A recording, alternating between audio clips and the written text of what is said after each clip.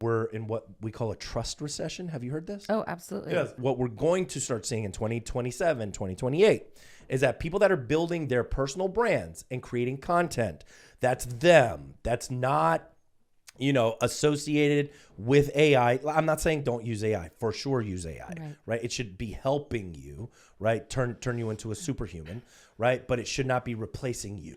Right? And people are trying to use it to replace them. And so they're pushing their brands, they're pushing their firms, they're pushing their businesses. Nobody cares about your law firm. Nobody cares about your business. They care about you.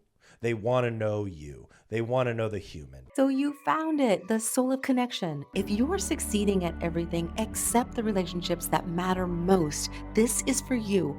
I'm Tressie Yonakawa, brain science, no fluff, real change.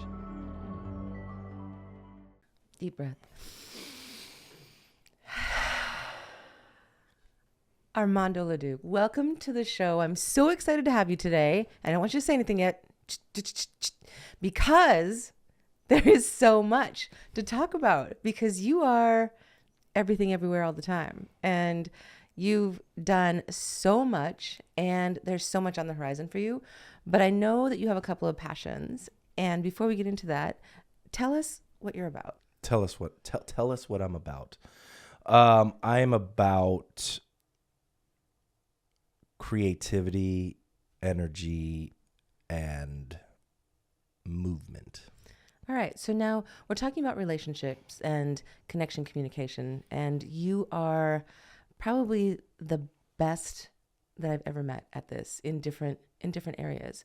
So tell us about the priorities that you have that help you connect in and connect with other people. That's a good question. What was crazy is growing up in the military as an Army brat, when you get picked up and, moved away every 3 years, I think you got to learn very quickly to either make friends fast and connect with people because you don't have time, right? There's not a lot of time. And so I think I learned that from a young age on like, oh, okay, I need to connect with somebody as quickly as possible. And how do I really get to that part of the person where they can interact with me in a way that's a little bit more substantial than just superficial. And I think I learned this stuff just by happenstance. It wasn't intentional. It just kind of, it was what it was. And so what I noticed was if I was vulnerable first, then people felt okay to also be vulnerable. Or if I would be funny and lose face a little bit, which is also, kind of showing that vulnerability. They're like, oh, look at this guy. He's a little bit more free. He's just kind of, he can be self-deprecating. And so that's always made people feel good. You know what I mean? And so that's how I've been able to connect with people. So were you class clown? Oh, yeah. Okay. And it worked. I mean, not for my grades, but yeah, it worked. I mean, I connected with people. People thought it was funny. I got in trouble a lot. I was a very misunderstood child. People didn't really understand how to deal with me. And because they didn't know how to deal with me, they were like, well, he's got issues. Right. And so they were just kind of, they would just point their fingers at me. And nowadays I'm just like, you know what? I've learned, working with you to kind of let a lot of that stuff go. Right. Because you hold on to this stuff because you have stories about why this person was a certain way and why they treated you like that. And for me, I'm like, okay, well, I am who I am. Right. I'm totally okay with that now. Right. I'm weird and strange and that's totally cool. Right. But I use that as a superpower. And I used to think it was something that was wrong with me, but I don't think that anymore. That's so brilliant because I think most people have that. They're the thing that we think is the biggest freak show thing about us ends up being what other people love and what other people want.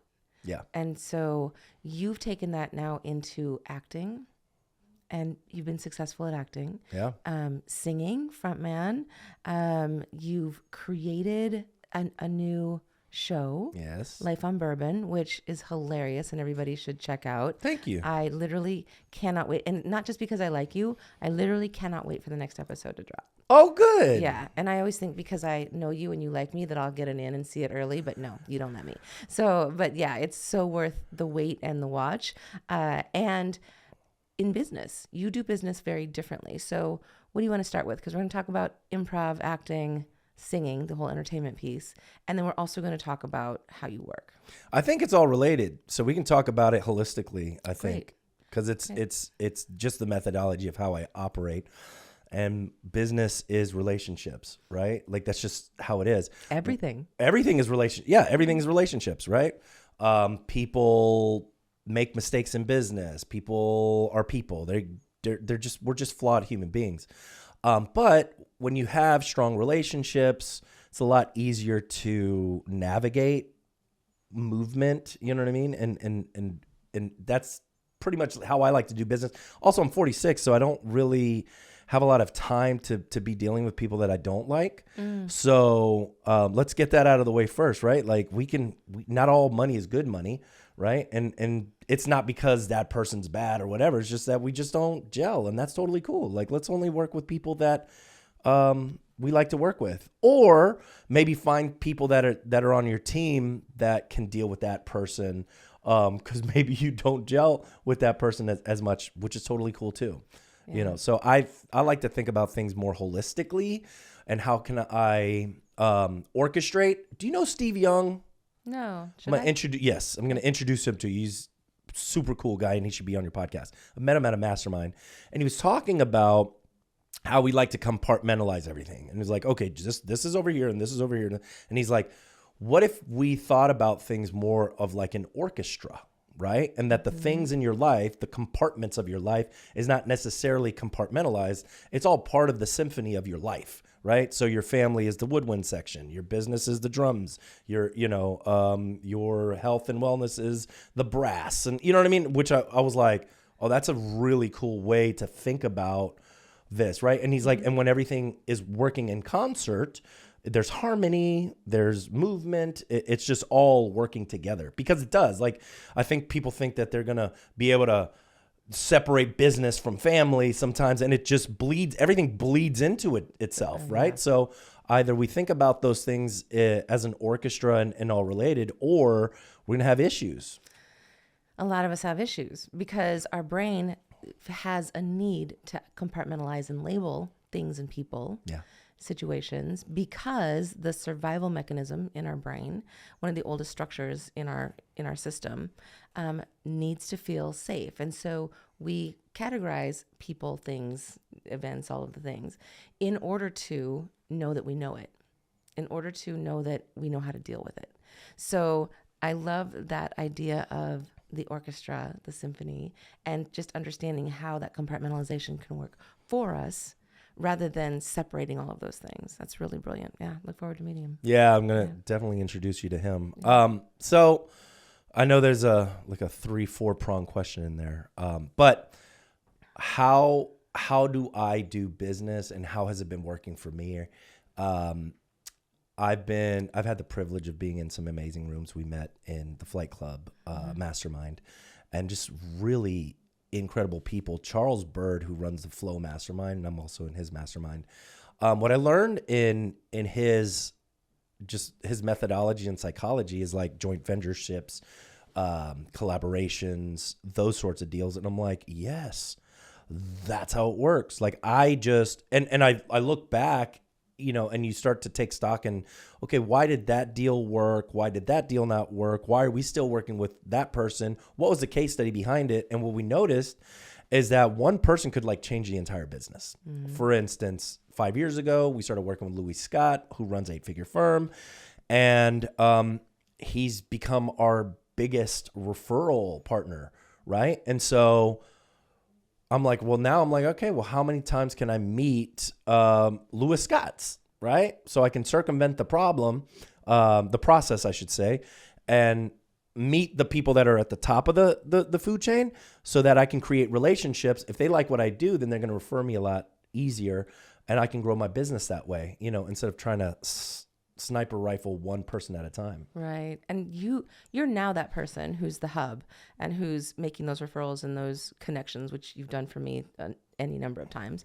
And one of the things that I see you doing differently in business, and you've had phenomenal success in the recent past, and it seems like you unlocked something that makes people run to you and want to know you, and you don't have any trouble getting people to come be on the podcasts or all those things, and then people sign on to have their own podcast with you and have your team produce and direct it and do all the things. And I'm curious what that thing was. What did you unlock? What did you discover?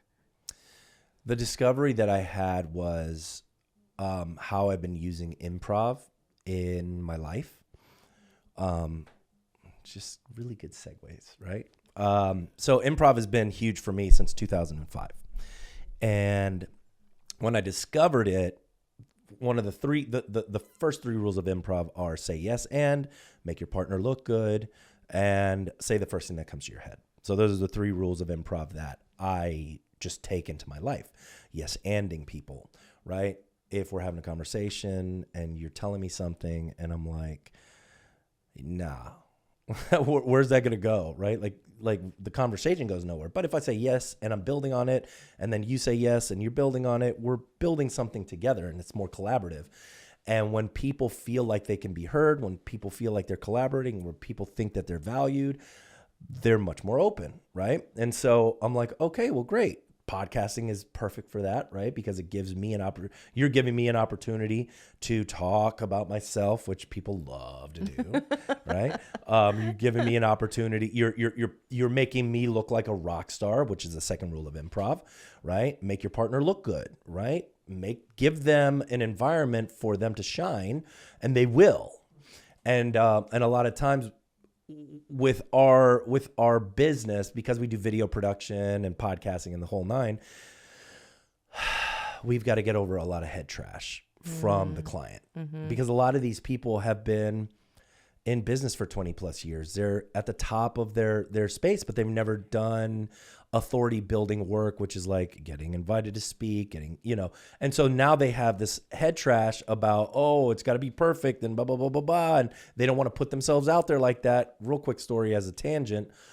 Andre 3000 said this about, Andre 3000 from Outcast. So okay, listening. Cool. All right. So he said that he has been having such a hard time being creative and creating more music, because he feels that people are judging him so harshly because of how much success that he had. So now he doesn't have as much creative energy because he's comparing himself to those moments, right? The Grammy award-winning moments. Right. And so he's not as free.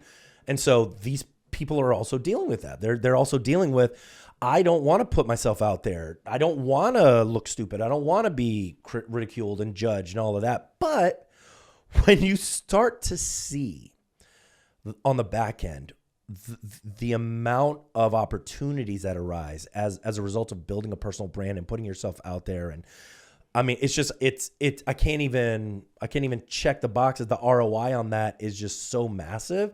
I can't even begin to tell you. We went to Antarctica in November as a result of my personal brand, because opportunities show up because you're constantly putting yourself out there in that way, right? So back to making your partner look good. It's all about creating environments where when you're talking to somebody that they feel comfortable talking to you, right? It's why sales is not so hard for me, because I know how people want to interact, And then the third rule is say the first thing that comes to your head. A lot of people don't want to do that, right? Is that always a good idea? I mean, I think that's the true instinct. That's the first instinct. It's usually the one that's more truthful and authentic. And then we go, nope. And then we just go through the checklist of things that we are going to say, as opposed to saying the first thing. But what we've done is, and my word for 2026 is stage time.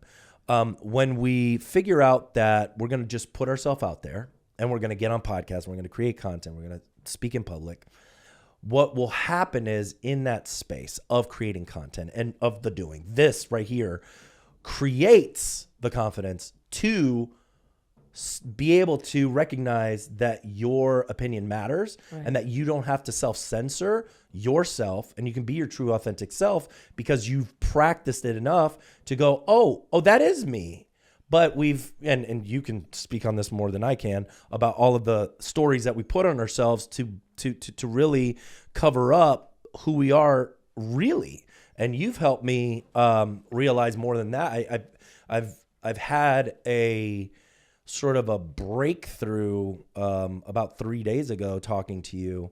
And I'm like, I've been in this whirlwind of a place for the last month, as you know, kind of losing my second in command. And I had to wake up to go, oh, I forgot who the fuck I am.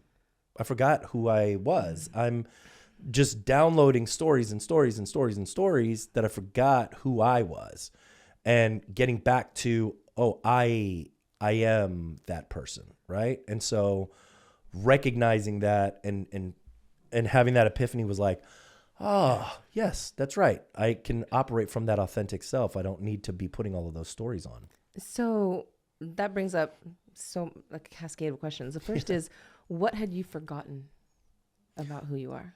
I forgot about the power that I had. I forgot about the charisma that I have. I forgot about the things that I offer people. I forgot about the just my abilities and, and my connections and my reputation and my personal brand. I had forgotten about all of that, right? Like you go into you have things happen to you and you just kind of go into a tailspin and you just kind of forget about those things and you just download all of the other stories. And it's hard. Look, I'm not saying it's not. I'm just saying that, like, when you work with somebody like you and you're able to have these conversations out loud, I think a lot of times people are not able to get to those epiphanies because they're not hearing it. There was a really cool study in the 70s, and most statistics are made up. 70% of all statistics are made up on the spot. Anyway, I don't know the full story, but there was a story, and I'll just give you the outskirts of it. There was about 100 people, and they put them in this room, dark, devoid of light, devoid of sound, and people went fucking crazy in this room, except for one guy, right? And what the one guy did was he just verbalized out loud what he felt in the room. I hear my heartbeat. I feel the bed. I feel the floor. I can't see. But he was verbalizing it. Mm-hmm. So what happened was the Navy SEALs, doctors, now do the reason why the doctor goes, scalpel, cutting now, opening, incision, and he's saying it verbally, is that when you are verbalizing these things, you're getting away from the anxiety of all of those thoughts, right? That just run in your head, that you just need to get out, and people just don't, right? And we're just in our heads, building stories. And that's just all not true, right? And so I'm like, well, yeah, you just got to verbalize it, right? Sometimes you just got to hear it come out of your mouth and go, oh, that's not it. That's not even true. And that is the neurocognition of the story that has the pattern that builds itself around the story to protect the story. And it's subconscious. Yeah. So the reason I'm curious about that improv rule of say the first thing is that typically the first thing is going to be patterned. So it's an interesting thing if you say the first thing, but take half a breath first, because then you have choices. So interesting though, interplay of, when I say the word this, what do you think of? And then taking a pulse, just a beat, a pause, would that change? Probably. And that's why life is nuanced. But when you're in improv, you don't have the time, right? Like you have to make split second decisions. I'm really good at that because I have impulses that I just act on, which are not always the best. But I will say more often than not, I was happy that I took the action, even if it was a bad action, because I learn from those bad actions, right? Sometimes. Not to say that it can't be done better. I know it can be, actually, working with you in that, taking that step and going, let's take a deep breath and go, is this a story or is this reality? Right. And and more often than not, it's a story until you get your stories, until you know what they are. And then you have the power of them. And I'm curious because the improv foundations have worked so well for your business and in life. Do you carry those over into your personal life? Yes, and make your partner look good and say the thing. Absolutely. Yeah. I've had 75 jobs in my life. It's insane. But a few of the jobs that I had, I was like really into network marketing, MLMs, you know what I'm talking about, back in the day. That surprises me Oh my from God, you. I would seem join like such a grounded. I joined all of them. You had an MLM, I'll be like, shut up right now. I'm in. What do you need? I'm like, I'm in. Because you were good at it. I loved it. Yeah. It wasn't necessarily about the product. It was about the camaraderie. So a lot of that camaraderie, the multi-level marketing on the back end, all was awesome. Like edification and all of that. So one of the things that if you were in my upline, right, and I didn't have the credibility with my friends, obviously, right? So my job would be to edify you to my friends so that they will want to meet you, right? And that's how we would get people in. I was in a company called GT Trends. Oh God, I wish it was a legit company, because I'd have been multimillionaire. Oh, wow. Because we had it was a travel agency. You would become a travel agent, and you would get, when you joined, you would get this travel agent number. And how I would close people, I was like, where do you want to go? Hawaii? All right, great. We're gonna call the Hilton Hawaii, right? Call the Hawaii. Say, hey, I'm coming in for these dates, right? They would give me a price. Boom. And then I'd call them right back, and I would say, hey, I'm a travel agent. I'm coming in for these dates. Here's my ITN number, I believe it was called. Something like that. The travel agent number. And I'll get massive discount, like 50, 60% off. And the person's like, sign me up, right? And we were just, me and my friend Mike, who you're going to interview today, we were killing it. We were just, and then found out that the company was a bust. But ended up getting contact by another MLM in Tampa called CyberWise, that were like, we heard what y'all were doing. We want to bring y'all in, and here's the upline and stuff. And I was like, I'm out of this thing. I gotta stop. But what I learned is edification is the same thing as make your partner look like a rock star. If people hear, oh my God, you got to meet Lewis, you got to meet so-and-so. And that's how when I refer people, that's how I refer people. Right. Like, yo, you have to meet so-and-so. They are incredible. And you edify them through that referral process, where it's all like, you make it a no-brainer. And look, I'm not edifying people just to edify people. I only edify the people that I really do think are rock stars, that I really do think are building value. And it turns out to be really good. Like my mastermind yesterday, 3 of the people were like, oh my God, so here's my win. I met so-and-so, and now we're doing from here, and now we're doing business, and then I met so-and-so from here, and now we're doing this thing. And I'm like, that's what it's all about. Yeah, it is. So MLM, I mean, the craziness of MLM, yes, was the baby to joint venture. It was the seed 100%. For that. Fascinating. And again, I'm surprised that you were in that, because I mean, it takes me back to, watching TV overnight and like ShamWow and I'm that televangelists. guy. I was like, I'm going to buy that. Talk to Shauna about it. She'll be like, we just have a bunch of shit around the house because Armando's like, we need it. We need that too. I need it. It's like, I don't need it, but I think I do. Nobody really needs it, no, but they don't. We all think we do. And that's the beauty of marketing, playing into our story of needing it. Right. needing it to ...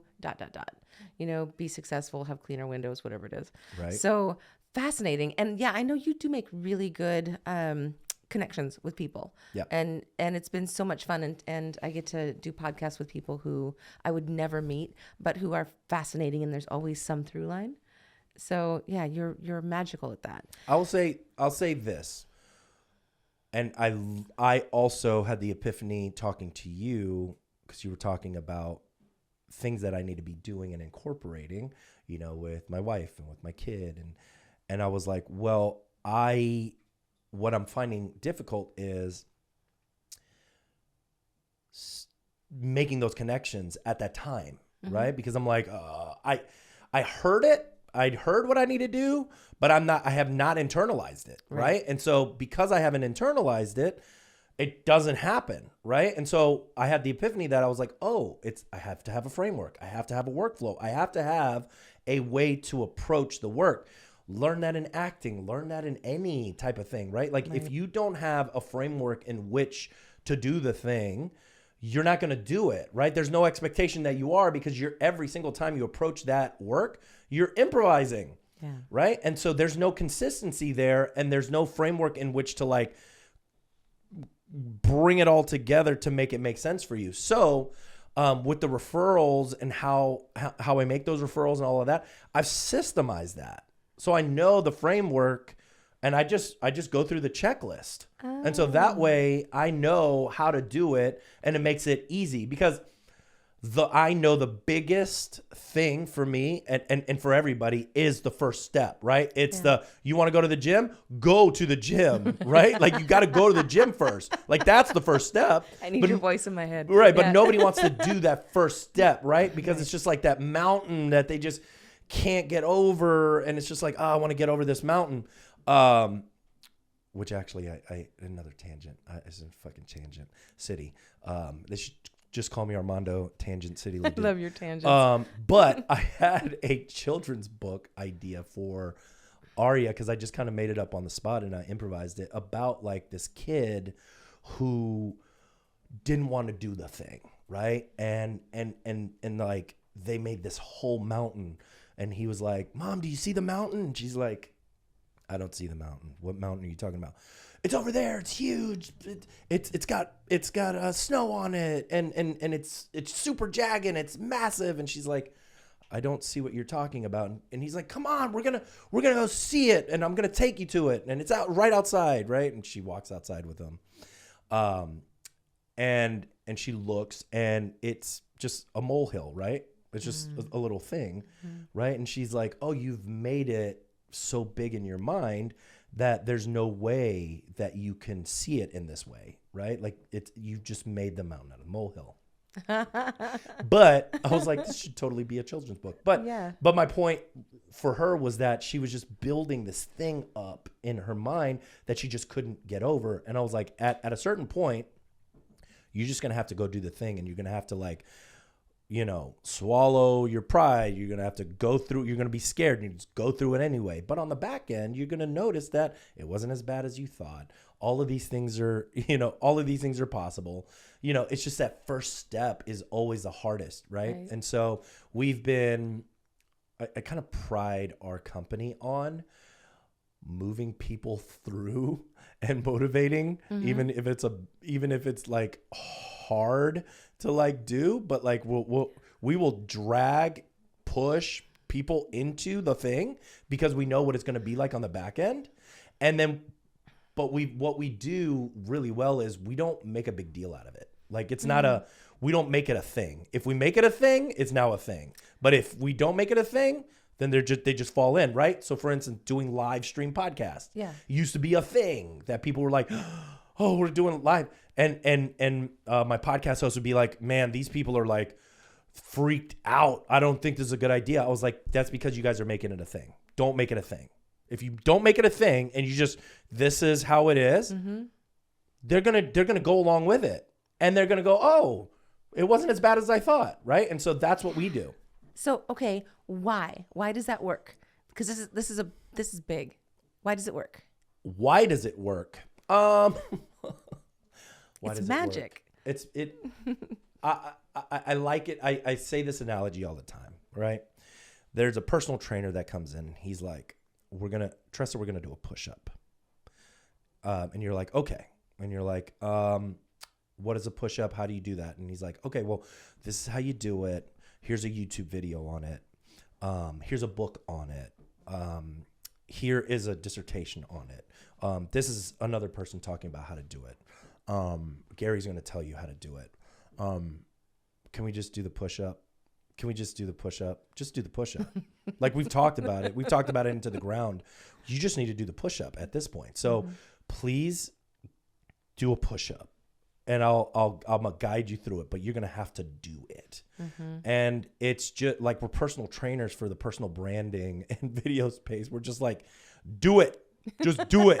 Like I don't want to hear it. Stop talking about it. Stop. I don't want to hear it. We just gotta go, and you just gotta trust me 100%. Like gotta let go, and you gotta go. I trust Armando. Let's go, and they do. And when they do, all this stuff just opens up, and they're like, oh my God, I should have done this years ago. I'll give you a quick story.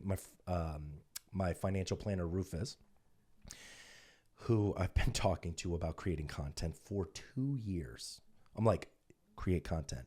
You've got amazing content. Your brain is awesome. You are a great mentor. You need to share your story. No. Excuse after excuse after excuse. If I wasn't his friend, I would have let it go a long time ago. But I was like, nope. You're going to do it. You're going to do it. You're going to do it. Finally, he did it. Launched his podcast. Now you can't get this guy to shut up. He's launched another YouTube channel called Built by You, and it's getting like millions of hits. Wow. And he's just like on a whole nother trajectory, right? Because it just opened him up. Yeah. Right. And so I was like, that's what I'm talking about. Like, that's where you're going to start to really experience this stepping into your power, right? And the stepping into your power doesn't come from talking about it. The stepping into your power comes from the doing of it. Right. And so that's what we force people to do. We're like, go do it. Do it. We'll hold your hand through the process. So you give people the opportunity, correct, to work against, to change their wiring, because the reason they're not doing it is because there's something in their programming, in their patterns, in their stories that says you're not worthy to do this. You're going to fail. You're going to look stupid. Who are you to do this? Nobody's going to listen to you. Like the millions of reasons. But those are the main 5. And it's so interesting that you say, we don't force people to do it. We just tell them this is how it is, which is interesting because on my way over here, I was in an Uber and my driver had somebody cut him off. And so he starts like yelling a bunch of expletives, like you blah, blah, blah, you drive like a blah, blah, blah, those kinds of things. And I was like, that's so interesting because my response now is like, I just take a breath and I think, may everybody around you be safe. And so I asked him, what would happen if your first response was, I'm such a good driver, I just avoided that, potential accident, and may that person be well on their way, And he was like, like, like what the? And then he was driving and he turned back around and he said, yeah, I think that would actually work. It's that pattern interrupt. Right. Exactly. And until we have the model of it, or somebody who gives a shit saying, or we see somebody else doing it, but then what we see is the role models of people having such phenomenal success because we don't see them when they're coming up until after they've already done the thing. So when people see that you've done the thing, it looks like, oh my God, I could never get there. So like you being on stage, you being a front man in a band, all of those things are why people are like, oh my God, I need to meet you. Or what a great way to meet, somebody to date. Like I grew up hearing, if you play guitar, if you're a dude and you play guitar, you basically got it made. Or you do photography. Right. Or you do MLMs. Yes. But No, I don't think MLMs work. So it's an interesting thing, the stories that we carry forward from what we've been marketed to about and how social media has changed how we feel about ourselves. Yeah. And you're using social media in a really big way to help people change how they see themselves as much as how they connect with other people. But that connection starts with us, so that makes total sense. Total sense. Yeah. Well, I was talking. I'm on a whole. I'm on a whole new epiphany kick because I went to TLU, the Trial Lawyers University, and I was going. Oh, when we would go to these conferences, we would lead with the podcast because the podcast has just been so good. But what happened was that's more phase 3 for people. Phase 1 is I can't talk to you about a podcast. You don't even know if you want to be on a camera. Like there's no, we don't even know that piece. So what we started leading with was, well, let's build your personal brand first, right? And what we're noticing is that, and this is with AI and how people are being found, and we're in what we call a trust recession. Have you heard this? Oh, absolutely. Yes. Yeah. I heard this trust recession 3 weeks ago. I'm like, it's like my buzzword. But it makes it's so true, right? Because like everybody's like, oh, I'm going to do these AI videos of myself and I'm going to do this. And I'm like, that's a mistake. Like it is a mistake because guess what? That's all the low hanging fruit. I could write a book on anything right now. You tell me a book and it will pop it out. I'll go to Claude and I'll go, hey, you know everything about me. I'm going to go into personal injury and I want to write a personal injury book. And it'll write it for me and it'll make it a #1 bestseller on Amazon. If anybody thinks that their book, if a book was written between 2024 and now, and they don't think Claude or ChatGPT had anything to do with it, you are an insane person. You are an insane person. All right. So thank you for buying the book. But thank you for buying a book, right? Like let's get it straight. Like you did not write that book. You did not. Claude wrote it with you, and that's totally cool. I get it. What we're seeing, and what we're going to start seeing in 2027, 2028. Is that people that are building their personal brands and creating content, that's them. That's not, associated with AI. I'm not saying don't use AI. For sure use AI, right? It should be helping you, right? Turn you into a superhuman, right? But it should not be replacing you, right? And people are trying to use it to replace them. And so they're pushing their brands, they're pushing their firms, they're pushing their businesses, and nobody gives a shit about Leduc Entertainment. They don't. Nobody cares. Nobody cares about your law firm. Nobody cares about your business. They care about you. They want to know you. They want to know the human. They want to know who is it behind this brand? Who am I dealing with? That's what is going to be winning from here on out. And you'll notice that on ChatGPT and Claude, what's showing up in the AEO is what they're calling it, Ask Engine Optimization, is your podcast interviews, you getting asked to speak, your video content that's organic, like that is being used to show your authority. And so that was the epiphany I had, about a couple weeks ago that I'm like, oh yeah, like that is the thing, right? Because people want to connect with human beings. So that's where we're sort of really like pushing people into that phase that first and foremost, let's figure out who you are as a human being. Sure, we can create a podcast for you and all of that. And these are all tactics and tools. But at the root, we've got to figure out who you are as a human being, what impact you want to make, what fires you up inside, what all of that stuff. You remember Inside Out, the movie? Oh, yeah. Love that movie. What was Riley, right? Riley has the islands that they talked about, the family island, the hockey island. Those are what are content pillars for these people, right? So when you're thinking about social media, think about those things that are your pillars of you, right? Like who gives a shit that you're a personal injury attorney? Nobody cares. Look at me. Nobody cares that you're a personal injury attorney. They don't care. Right? They really don't. No. What they care about is how you help, what is the impact, what's your family life like, and it's all sort of coalescing. I know I'm tangenting, but I promise it's all connected. I read a book called Save the Cat by Blake Snyder. It's a screenwriting book, and the first thing that they talk about when you're writing the story of the protagonist, right? When you're writing the screenplay, is they go, what are the 6 things that need fixing about your character? That's how we endear ourselves to this person. And people don't want to talk about the vulnerability aspects of who they are, right? Because when we're watching a movie, that's what brings us into the character. And so we also want to know, what are they at home, at work, and at play. So in the first 5 minutes of the movie, we want to know, how are they like at work? What is their family like? And what do they do for fun, right? At play. And if you notice in movies, when they're setting up the exposition of a film to get you to care about a character, that's what they're putting in. The 6 things that need fixing, and what are they like at home, at work, and at play. So when we're creating, and I'm giving you guys the tea, I'm giving you guys all the ingredients on how we create personal branding. So take it, use it. But that's what we do, right? We are making you the protagonist of your movie that you're blasting on social media. But that's essentially what it is. It's like people are following the storyline of Tressa, right?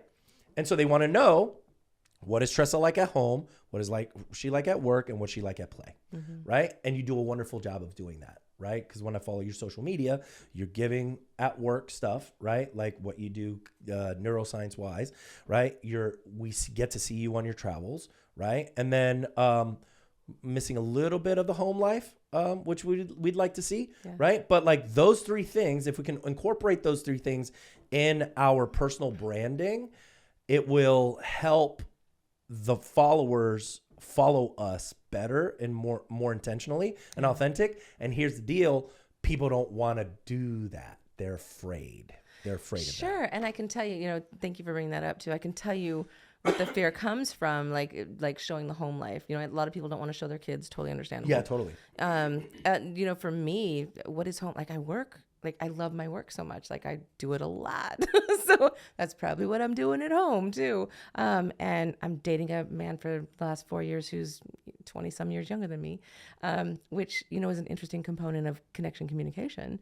And there's just so much work that I'm doing that is so much fun. And, the travel and things like that is part of that. But I think it's exposing, right?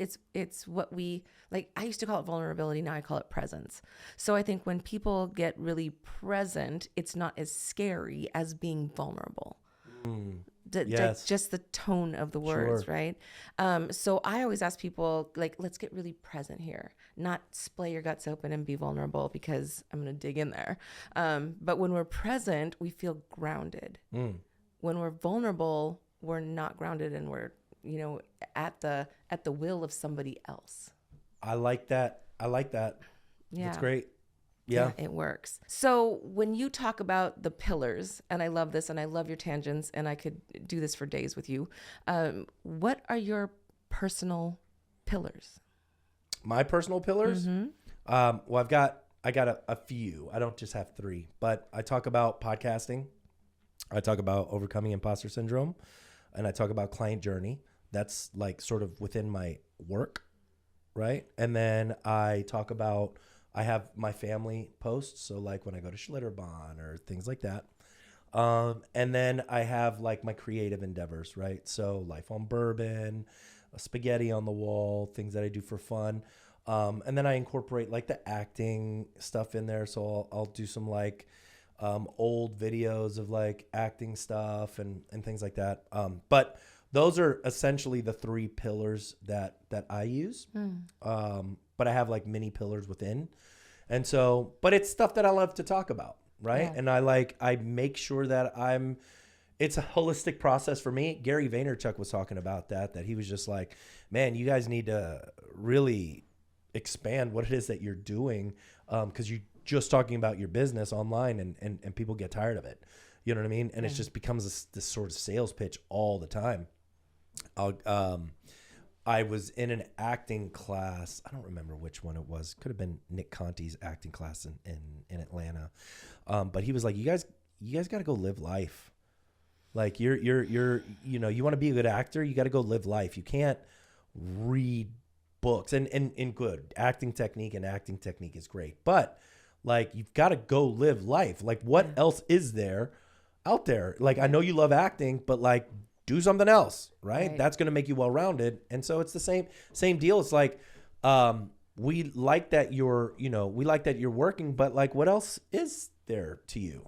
Yeah. right? Like what else can we resonate and see and get exposed to from your life, and those things might be the thing that connects.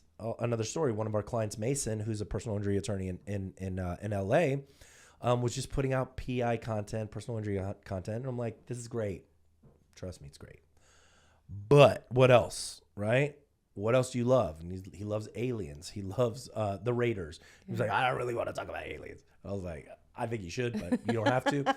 But talk about the Raiders. And so he starts talking about the Raiders, and like people started connecting with that. Right. And I was like, oh, it's a connecting piece. Because he's human. Yeah, right? Yeah. He's like, oh, this personal injury attorney. He's just talking to me about the personal injury. Is like, good Lord, can we stop? Right. Like, Oh my God. I just interviewed Justin Chopin, who's in your world, who's also personal injury. But we spent the whole time talking about extreme rock climbing. hiking, yes. Mountain climbing. And I was fascinated. And in a way that I couldn't possibly have been if he would have just been telling me about what he does. Totally. But knowing who he is would make me want to hire him. That's it. And that's it. And that's the soundbite we're going to use. We're going to use that for sure.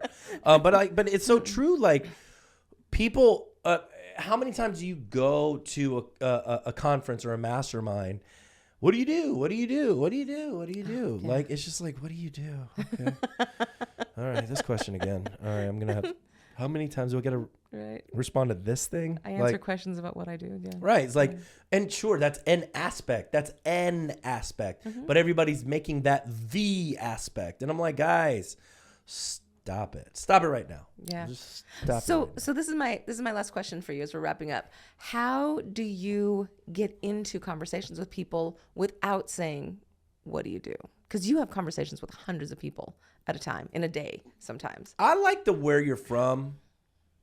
I think that's more in line with a line of questioning that can get me to know them a little bit more. Mm-hmm.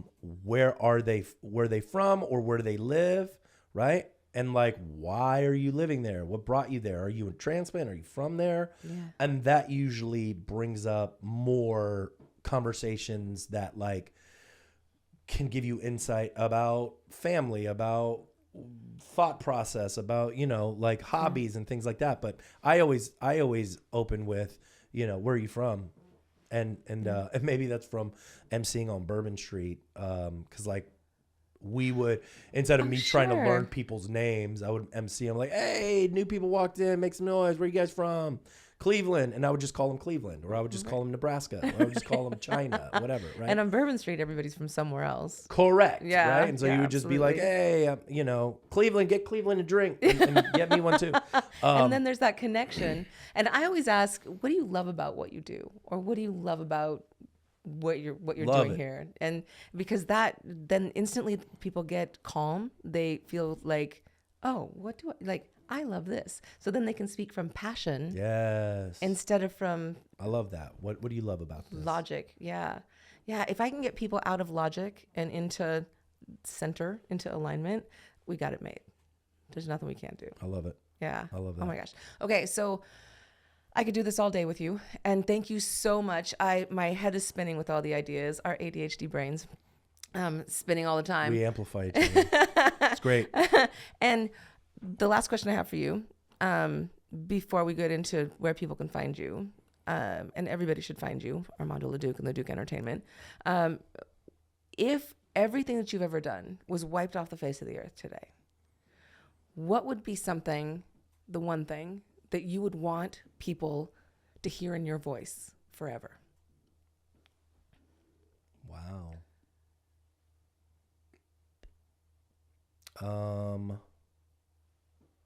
You're supposed to be here. Huge. Yeah.